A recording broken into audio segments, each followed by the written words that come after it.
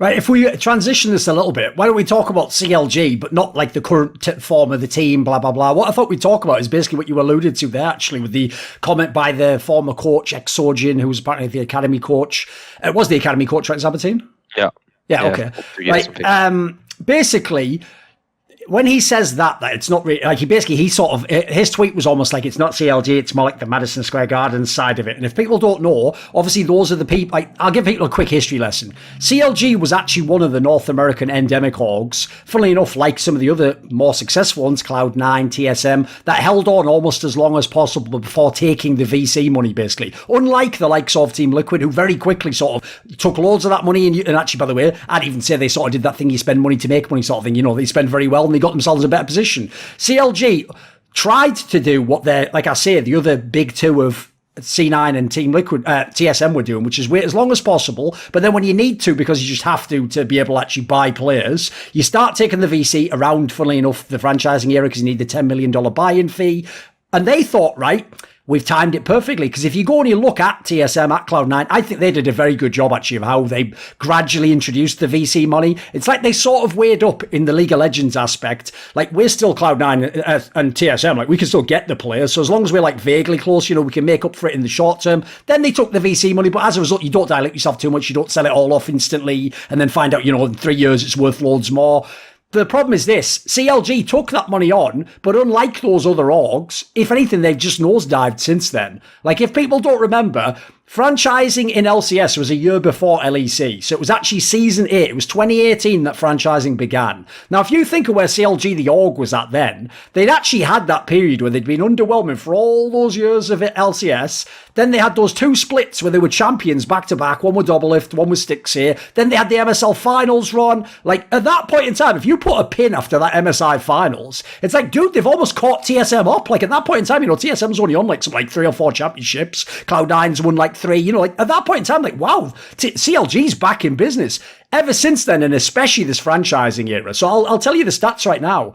Since franchising began in Season 8, CLG has finished 7th and 8th in Season 8, didn't make a playoffs. In Season 9, they were 7th, and then they had the one good split this summer, where they came 3rd, and they were even close to potentially going to Worlds. And then last year, they were 10th and 9th, and then in the spring this year, they were 9th, and obviously this year's a bit weird because the summer split connects, but they've got one of the worst records in the league. So if you look in the franchising era, they've been pretty bad. And as I alluded to earlier when I made the comment about this roster, one of the reasons that this current roster doesn't look bad on paper is it isn't cheap. These aren't like minimum, like veteran minimum type salaries. Like, some of these people are getting paid legit money. So I have to say, the thing I found a bit underwhelming about CLG, and I want to ask you guys about it, is they aren't, as far as I know, a team that had no money. Like, as far as I know, they've even had periods where they potentially, I even heard a rumour, by the way, in the off-season of last year, coming into this year, that they were going to try and make a super team. They were one of these teams putting big offers out there, but it was one of those ones where, unless, like, the first 3 players say, yes, you don't make the team, obviously you don't waste the money on the ancillary players, as you might say. So I have to say, one thing immediately I look at, aside from the results, is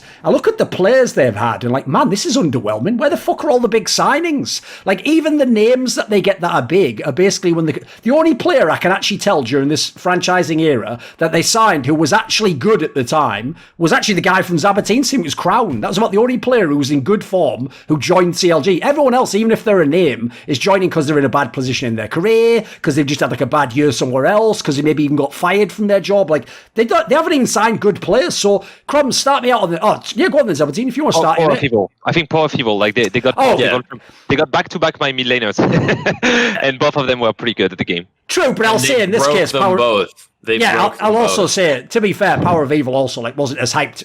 I think it was actually the CLG year he got his hype back again. So yeah, I'll give you some of that. Right, what do you think on this Souls Abba team? Because I have to say, like I say, when you set it up like that, it sounds bad. Like just the results, the names, the org doesn't sound like it's in a great place. What do you think?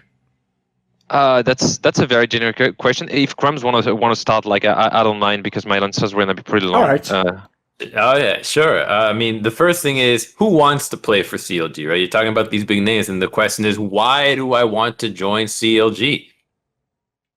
like there's nothing there except money, right? You've got, if you're looking to win, there's other orgs that clearly have a better track record. So you've got TSM, you've got Cloud9, you've got TL, who seem to be much more dedicated about winning, have been more serious about it this whole time. Then you have 100 Thieves, who's clearly trying. EG seems to have come into the space with a really good plan. Old time esports org, been very successful thus far. I mean, they haven't yet to win, but this looks like a promising split. So when I'm trying to join CLG, what do I have going on for me besides money? There's nothing. There's nothing. So CLG has to pay more because there is just no other incentive that the players want for the team. So then they're coming into an organization without even the desire to try to win. CLG ends up overpaying to overcompensate the fact that they're not adding value beyond money. And so the players look like shit because there's nothing else going on for the organization right now. And so I think the best move that they might have done was the acquisition of Greg Kim, who was the first hire that EG got when they joined the LCS. So they hired a former Rioter to join the LCS, and I think what he did was he hired all the pieces that then are thriving right now. So he approved all of the hires that currently established the systems for Evil Geniuses, and now I guess once those have already been said, he figured, well, what does CLG have that any other org doesn't have? All that money. They've got nothing else to offer. It's my job to build what they have to offer. So I think that this acquisition might prove effective for CLG in the long term, at least in a year's time, but we'll have to see how strong Madison Square Garden is. But the fact that they pay more, I think, is just a symptom of the fact that they have nothing else to offer. If 100 Thieves paid much less than CLG, I bet you a lot of amateur and academy teams would not think twice about joining that organization because they think I have a better chance to go for a long and successful career here than on a team like CLG, where I might look like trash. And what are the odds that somebody believes me that I'm still good? Yeah, I mean, I think on top of what Crum said, which is very true, I think there is one thing that I've said when I joined Optic the first time, and I still believe that's the case in esports. You wanna invest big, or you don't want to invest at all, because you have as many factors when you hit an off season, and the first thing is the liquidity of player. There is not that many players that are available, knowing that you have 2 limited import slots, especially like when they hit franchise, because now there is like OPL and stuff that like kind of enrich the market of players.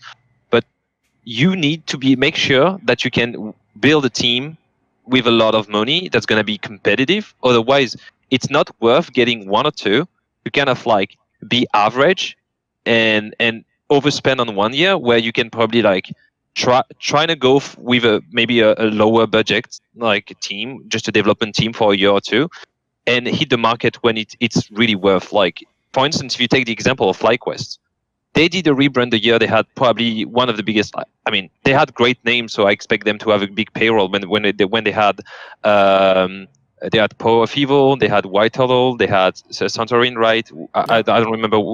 They had Solo, and they had Ignore. So they reunited PoE and Ignore for Misfits, and they went on pretty, I would say, aggressive off season, and they decided to make their rebrand and try to bring something on the table in NA for a year. And guess what? It worked. Like, people were speaking about FlyQuest, their initiative were great, and like this year they kind of like dropped.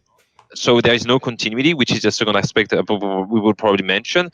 But that's the kind of thing we want to do. CLG has kind of invested builds here and there on like some key players and tried to do things, but they never tried to assemble a long-term plan that involves like securing pillars that you're gonna keep working with, and then at the right moment invest the extra money from your VC to be able to be as competitive as the top orgs that are gonna attract the best player regardless.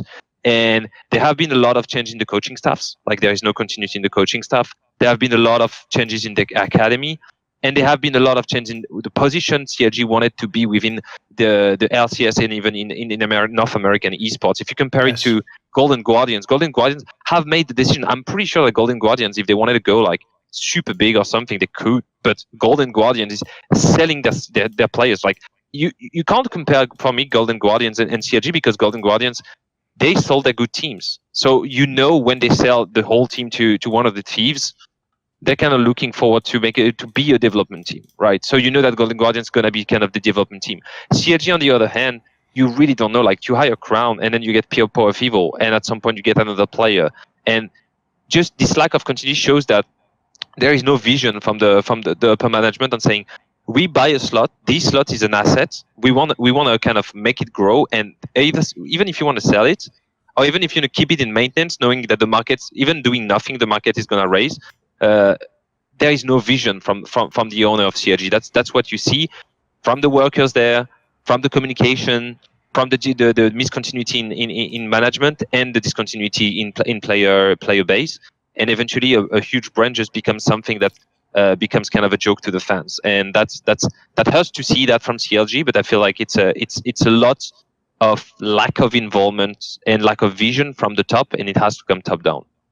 I have heard from other coaches as well, former coaches of CLG besides Exogen, the same issues that he made public. It's the management is just not allowing the team to thrive. It interferes with the day-to-day in a way that isn't actually allowing anything or anybody to have a set vision. So they're like, it's almost bureaucratic in that no one can have a plan, but at the same time, you have to follow our plan, which is no plan at all.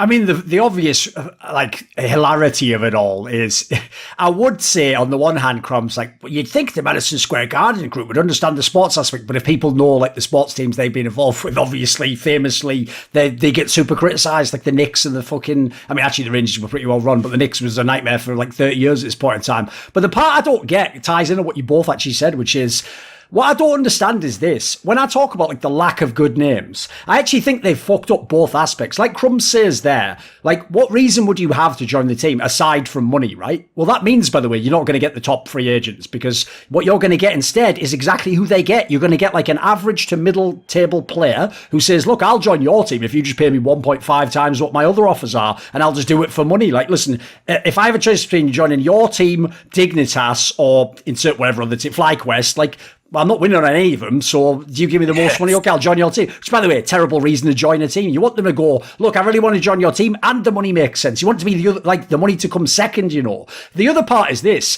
If it's not money, then the main reason you want them to join is either the org has a commitment to winning, like you're saying, Crumbs, they've shown it in the past, because that way, even if the split I join, they don't have the killer roster, I can trust, they'll get it for next split, though, if I do well, they'll add in the pieces I need. Or, the other way is, I can join today because you've already got a really good player that I want to play with. And I think the latter one especially, listen, I think CLG fucked up the former, the whole thing, and they didn't set the mentality that we're here to win and, we're always going to re-up. But I also think they really fucked up not having a superstar player, because really the last really huge name they had was Doublelift.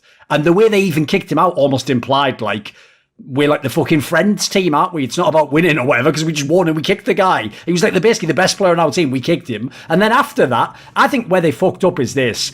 The biggest name they really had for most of the years was Afromu. He was one of them considered the best at his position. And even then, Afromu's sort of known, unfortunately, as someone the behind the scenes is most people know he sort of has splits it. It seems like he takes off or phones it in, as it were, he's not really necessarily known as a killer instinct guy who's driving himself. It's a bit cynical in that sense. So my problem is, I don't feel like they did a very good job, because what you're saying there, Zambatina, but if you're going to spend, you just sort of go all out, don't you? If you're going to, as much as I make fun of TSM, if you're going to spend, go for a massive fucking name, go for some enormous thing that could change the whole culture, make people want to join the team. That could be a game changer. What I think CLG's done is exactly the opposite. They've gone right in the middle. They haven't gotten the rookie who hasn't done it yet and paid him nothing. They haven't gotten the guy who's the superstar and you pay him because it's not worth the money, but you will win. They've gone right in the middle where you just slightly overpay for average talent. And as a result, guess what? If you slightly overpay for average talent, I'm not surprised that you have 1 million 7th, 8th, 9th, 10th place finishes. It's an uninspiring approach to making a team, I'm afraid. It's not really a sporting approach even. This almost reminds me of, do you remember in the pre-franchising days when people always used to say, a very cynical take, but they always used to be LCS teams just recruit people based on who has more Twitter followers or whatever. That almost looks like what CLG does, dude. What? That used to be a meme. That's almost real here. Do you have any final thoughts on the CLG one, or should we move on? Obviously, I got one. It's the fact that you can really see this in the academy organizations that every team has, right? How seriously do you take the league is how well you do in academy at the same time. Who do you see at the top of academy? The same teams you see at the top in the LCS. They can switch the players back and forth. It's usually not that big of a problem. They sell these players off. Where is CLG Academy? Right, this team right now, dead last. Last year, dead last. The only time they had some semblance of talent in the management was when Moon was coaching Academy. And the only thing he did that we were able to see, because nothing else, obviously we know what the coach is doing, is make that same hard engaged composition for CLG at the time. Right. And then they're able to win a bunch of games. And so they play suddenly just out of nowhere, like bloop, just a random blip in the radar. Oh, I think they got a top 4, top 5 suddenly. But that was the coach that then when everybody else says, like, well, we got nobody else who has shown a proven track record of improving the situation that we're in. Let's put Moon back on the main staff. And now he does the same thing to LCS, gets a few wins, but just like in Academy, teams figure it out. And now you're back to square one. And that's where CLG is at right now, because they just have nothing. They haven't focused on developing talent. And Moon is the last semblance of somebody that gave them something. But I don't think Moon by himself can carry this org. It just needs to be a change from way up above. Right. The other angle I thought we could talk about is, like, if you have any further thoughts, because obviously this transitioned into a more general topic about the franchising era, because one of the interesting things to me is I actually look at some of the other teams in the league and I always say, to me, it's actually really underwhelming that every year LCS is so stratified and you have sort of like the tier 1 teams that can win the league. Then you have the ones that maybe could upset one and come fourth. Then you have the ones that they make the playoffs, but they're not going to do anything. Then you have the group that just can't make playoffs and they're bad, right? You always have this stratification. But the reason that's so underwhelming is exactly because of the context that it's in franchising. Like, this is when, in theory, every team has money. It isn't like the beginning of LCS when you were playing Crumbs and there actually were teams that, like, barely had a team house and, you know, the salaries were like a tenth of everyone else. Like, it's not like that. So in theory now, it's like sports. It's like being in an NBA. Like, unless you're in the smallest market team ever, if your team just sucks, you probably did a bad job as a GM. Like, you know, at the end of the day, there is the resources out there to succeed. So what are your thoughts, Crumbs, in general on, like, the franchising era? Because a lot of the things obviously that we were promised, we didn't really get, like the talent development, you know, everyone changing things and stuff. So what do you think? I think the non-franchising were some of the most exciting games of all time. I mean, everyone remembers so many relegation matches. It's kind of the same theory behind playoffs. Right? You want to see the best compete. You want to see people that potentially you thought sucked all year. And it actually gives you incentive to watch the teams that suck. Because now you're like, yeah, you know what? I don't even want to see you again. I want to see you lose. I want to see you get out of here. I want to see you give a shot to somebody else. And that's exciting. Those games are really hype. So many players made their careers, and they even doubled some of his most famous games are actually from the relegation matches. That's what brought him back from his pseudo retirement. So yes. I do think that franchising offers a lot, and you might even be true in saying that there are enough players with enough money to actually warrant some of these teams leaving. And if you have enough interest in actually making a strong league, how on earth do you, like, you must really be shit if with all this money your bottom 10th team can't beat an org that has no investment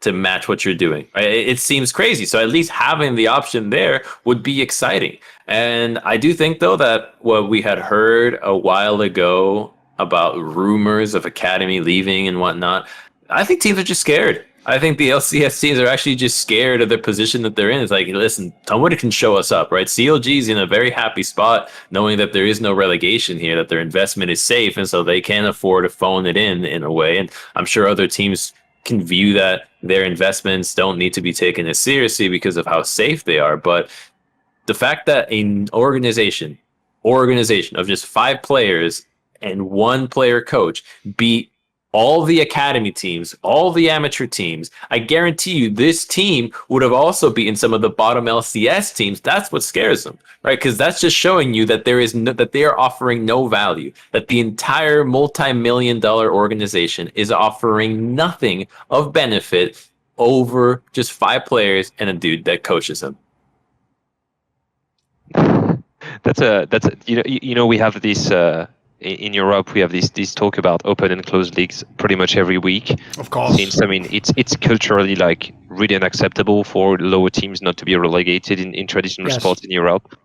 So, for instance, we have this very, I would say, like, classic case. We have Carmine Corp. So Carmine Corp is the best team in ERL, like in French, in NFL. In Spring Split, they beat absolutely everyone. They demolished the the European Cup, like the how do you call it, European Masters. EU Masters, yeah. Yeah, and they can't get into the LEC. And on the other hand, you have BDS, that's a very rich organization that can buy us the slot from Schalke. And this obviously had raised this topic multiple times in the last few weeks in Europe. And I think that at the end of the day, the franchise was a great idea at the moment. It has been decided, but for instance, I don't know how it would be in North America, because I don't know if there is a way to make it like profitable enough for players if they work and play in the second division. But you see that in Europe, you have an actually well-working ERL system where national leagues are having a very, very good, even like on par viewership with LEC. Teams have money, players are getting paid, less paid than in LEC and in LCS, but they make a good living. And you want to see kind of a continuous thing from because we have a second division in France. So you have second division in France, then you have ERL, then you have Euromaster, and then you have LEC. And this thing just makes the thing, if there was up and downs at every single level, it would make the whole environment much more exciting. So on the sport aspects, I completely agree with Prams, which is organization should bring more, but we see that the process falls completely in comparison to 5 players that just want to work harder than anyone together. And it's sad to see, because the decision that has been made to protect investment and protect the players at the end kind of shows its limits to this day. But I still think that it's like a kind of a result based, because I'm pretty sure that a lot of players wouldn't be pro to this day if there was not franchise and stuff. Like, it has been protecting the player when it has been decided. But at the end of the day, I feel like the rules are not strict enough within franchise. Like, that's my point. It's like, I would say yes, it's better to have open, but open is too risky. But at the same time, like, completely closed is not that great. And when you see orgs such as, CLG and Golden Guardians, but even for Golden Guardians, I have a different aspect. Is like, how many of your players that you sold to other teams are like winning or things like this? Like, how many players that have you developed that are still working within your org, right? And how many of your players are just retired or like in second division? That's completely different. So if you sell players and they're like playing in LCS, and you keep like getting players from the second division and putting them in the first division, and they keep playing and playing, then you're a development org and you shouldn't be punished for that. But if you just keep hiring players and they just like disappear, or they just do nothing, and you can't even sell them to any team, and they just go in second and third division, then what's the point of your org? And then like there should be kind of more metrics on like how well you do for the rest of the league as an organization. And if you want to go on the lower bracket of the budget, there should be my guess, but at least do what you should be doing, which is develop new talent, and just not hire like veterans from another region. Yes. Merge them with some like average tier player. Try to salvage the year. Make kind of the one-on-one communication in LCS team, like we do better next time, and just iterate in the next split. I think that's pretty much where I stand in terms of league, is closed league, especially in NA. It's just, which is the whole thing about any org, get something to sell to the players you're going to hire, to the management you're hiring to manage them, and to the fans that are going to cater to these players, and try to push it to the maximum. And no matter what it is, just try to push one thing. Like for 100 Thieves, it's content, Team Liquid is excellence, TSM is like the old org, Cloud9 is kind of a family. Everybody try to have their own thing. And if GG wants to be a development, and FlyQuest want to be like planting trees, it's fine. Just bring a story, try to get players that cater to this story, and try to push it to the fans. And if you do it in a decent way, you shouldn't be punished for being last, because they're gonna be losers in any league. But at least do something. At least do something that's just not like standing in the bottom and waiting for the market to rise to sell your spot at the end. I think you bring up a really good point in judging teams by a metric of how well are their former players doing, like what are they all up to? Because by that metric, CLG's case looks even worse at this point. Oh, most of their players aren't in the league. Like, think about it. The player they tried to develop, Crumbs, was Wiggly. He just fucking doesn't exist anymore. Then all the old veterans they have, half of them are just fucking gone, or in academy teams, or in even worse teams. Yeah, there's no... I actually think Zabaty made a very shrewd point there. First of all, what he said at the end is absolutely a fact, which is there are only 10 spots. So even if we had the 10 best GMs in the world, one has to be 10th. Like, by definition, someone has to lose. You can't all be first. My problem is this. We're not talking about the idea that, like, you can't be the worst team. But as you say, there has to be, like, a reason. There has to be a rhyme or a reason. There has to be, like, a theme to it. Because as you say, Zabatine, it'd be one thing if, as you say, the best examples would be, like, Golden Guardians. Golden Guardians obviously have tried to bill in PR. Like, we're doing it to develop talent. Their problem just is, you look at the players they have, it doesn't really make sense, does it? Like, they sort of developed some of the players maybe in the team they had last year that they sold. I don't know about that. Some of those were known players, but they get a couple. I'll give them credit for signing Closer, for example, sticking with Huhi and FBI. I'll give them the credit for those nuns.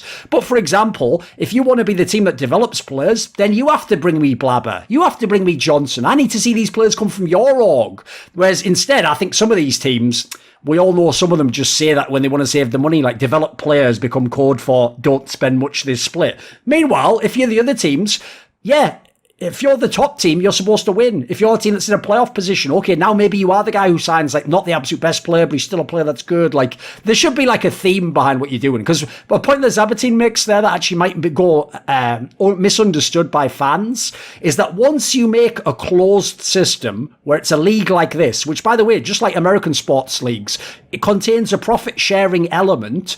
It's a sport. It's a team sport among all of you at that point in time. Like, effectively, even though TSM and Team Liquid battle each other to win LCS, they're also all part of the same show, like WWE, in the same way Hulk Hogan and the fucking Macho Man might be having a match, but they are both in the WWF, and whoever wins, the WWF wins, doesn't it? Like, it doesn't really matter in that sense. Like, there is an element that I do think is whack about that, which is, it's kind of like what happened in LEC. People might remember quite an infamous comment by Ocelot Carlos from G2 about this, where he basically implied that he actually wants some teams kicked the fuck out of LEC because he thinks they're just parasites. Like, those are the orgs that don't bring through new talent, that don't promote themselves a real, that don't have t-shirt sales and marketing. And so to him, they're just people sat around just taking their percentage of the rev share and not doing much on their end with it. So I don't blame him for being mad on that one. Like, that's my problem. I don't mind you being last, but you can't be last when, like, in this case for CLG, you didn't pay for last place rosters. You tried to be good. You tried to be good. You didn't have a good GM, apparently.